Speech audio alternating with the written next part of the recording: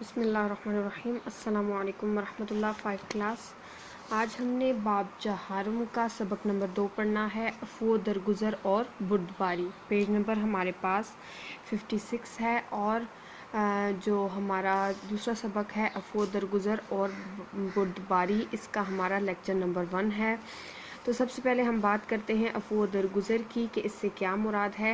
عفو درگزر سے مراد ہے کسی کی بھی غلطی کو معاف کر دینا، یعنی کہ اگر کوئی آپ کے ساتھ زیادتی کرتا ہے تو اگر آپ اس کو معاف کر دیتے ہیں تو وہ عفو درگزر کرنا کہلاتا ہے۔ اور بردباری کی اگر میں بات کروں تو بردباری سے مراد یہ ہے کہ اگر کوئی آپ کے مزاج کے خلاف کوئی بات کرتا ہے جو آپ ناپسند کرتے ہیں، یا آپ کو کوئی ایسی بات کہتا ہے جو آپ سے برداشت نہیں ہوتی لیکن پھر بھی آپ اس کو برداشت کر لیتے ہیں، تو یہ کیا کہلاتا ہے؟ بردباری کہلاتا ہے۔ بردباری کو اگر آسان لفظوں میں بولا جائے تو بردباری سے مراد ہوتا ہے صبر کرنا۔ تو اب ہمارے پاس جو فرسٹ ٹاپک ہے وہ ہے عفو درگزر۔ اس کی ڈیٹیل ہم پڑھتے ہیں۔ عفو درگزر کا مطلب ہے معاف کرنا، بدلہ نہ لینا، اور اسلامی شریعت میں کسی کی زیادتی اور برائی کا بدلہ نہ لینا اور معاف کر دینا کیا کہلاتا ہے؟ عفو درگزر کہلاتا ہے۔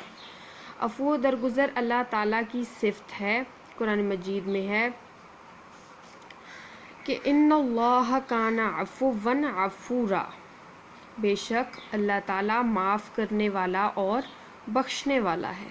یعنی کہ جیسا میں نے آپ کو بتایا کہ عفو درگزر کا مطلب بدلہ نہ لینا یعنی کہ معاف کر دینا ہوتا ہے، لیکن اسلام کی جو تعلیمات ہیں اسلامی شریعت میں یہ ہے کہ اگر کوئی آپ کے ساتھ زیادتی کرتا ہے، کوئی آپ کے ساتھ برے طریقے سے پیش آتا ہے، تو ان چیزوں کا بدلہ نہ لینا اور ان سب چیزوں کو جو ہے درگزر کرتے ہوئے معاف کر دینا کیا کہلائے گا؟ عفو درگزر کہلائے گا۔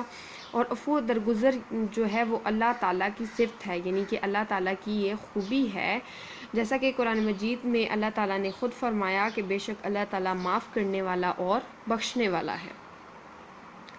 اللہ تعالیٰ اپنے بندوں پر بہت مہربان ہے۔ اگر کوئی شخص گناہ کر بیٹھے اور اللہ تعالیٰ سے معافی مانگے تو اللہ تعالیٰ اسے معاف کر دیتا ہے۔ اس حوالے سے نبی اکرم صلی اللہ علیہ وآلہ وسلم کا فرمان ہے کہ اگر کوئی شخص تمام روئے زمین کو اپنے گناہوں سے بھر کر بھی اللہ تعالیٰ سے معافی مانگے تو اللہ تعالیٰ اس کے گناہوں کو معاف کر دیں گے۔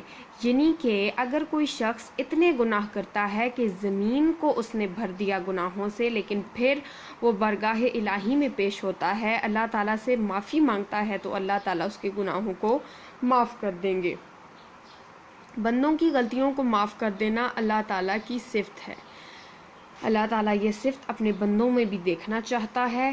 بندوں کو بھی چاہیے کہ دوسروں کے قصور کو معاف کر دیا کریں، اسی میں ہی انسان کی عظمت ہے۔ آپ صلی اللہ علیہ وآلہ وسلم نے فرمایا کہ پہلوان وہ نہیں جو دوسروں کو پچھاڑ ڈالے، بلکہ وہ ہے جو غصے کے وقت اپنے آپ پر قابو رکھے۔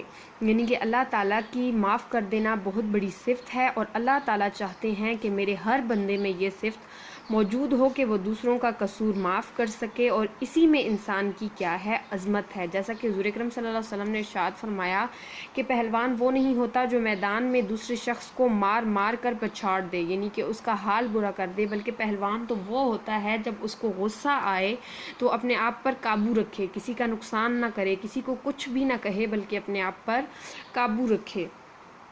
ایک مرتبہ ایک صحابی رضی اللہ تعالیٰ عنہ نے آپ صلی اللہ علیہ وآلہ وسلم سے پوچھا کہ اے اللہ کے رسول صلی اللہ علیہ وآلہ وسلم، میں اپنے غلام کا قصور دن میں کتنی مرتبہ معاف کر دیا کروں؟ تو آپ صلی اللہ علیہ وآلہ وسلم تھوڑی دیر خاموش رہے اور پھر فرمایا ہر روز 70 مرتبہ، یعنی کہ آپ کا غلام جو ہے اس کا قصور آپ کو دن میں 70 مرتبہ معاف کر دینا چاہیے۔ تو اس سے ثابت ہو رہا ہے کہ حضور اکرم صلی اللہ علیہ وسلم عفو درگزر کا جو ہے وہ عملی نمونہ تھے۔ آپ صلی اللہ علیہ وسلم کی زندگی عفو درگزر کا اعلیٰ نمونہ تھی۔ اہل مکہ آپ صلی اللہ علیہ وسلم کے جانی دشمن تھے، کیونکہ اہل مکہ نے آپ صلی اللہ علیہ وسلم کو ہر اذیت پہنچانے کی کوشش کی ہے، اور انہی کے ظلم و ستم کی وجہ سے آپ صلی اللہ علیہ وسلم کو مکہ مکرمہ چھوڑنا پڑا، مکہ مکرمہ سے ہجرت کر کے مدینہ منورہ کی طرف آنا پڑا، انہوں نے آپ صلی اللہ علیہ وآلہ وسلم کی قتل کی سازشیں بھی کیں، مگر پھر بھی جب مکہ فتح ہوا تو آپ صلی اللہ علیہ وسلم نے کسی سے بھی بدلہ نہ لیا، بلکہ سب کے سب کو آپ صلی اللہ علیہ وسلم نے معاف کر دیا۔ یعنی کہ حضور اکرم صلی اللہ علیہ وسلم کا جو عفو درگزر کا عالم تھا وہ کیا تھا کہ وہ لوگ جنہوں نے آپ صلی اللہ علیہ وسلم کو وطن چھوڑنے پہ مجبور کیا، قسم قسم کی اذیتیں دینے کی کوششیں کی، ان پر جب حضور اکرم صلی اللہ علیہ وسلم پر جب وقت آیا کہ وہ ان سے بدلہ لے سکیں تو آپ صلی اللہ علیہ وسلم نے کیا کیا؟ سب کے سب کو معاف کر دیا۔ ابو سفیان جو مسلمانوں کے خلاف جنگوں میں پیش تھا، فتح مکہ کے موقع پر آپ صلی اللہ علیہ وآلہ وسلم نے اسے بھی معاف کر دیا۔ تو اس سے آگے ہم انشاءاللہ لیکچر نمبر 2 میں پڑھیں گے۔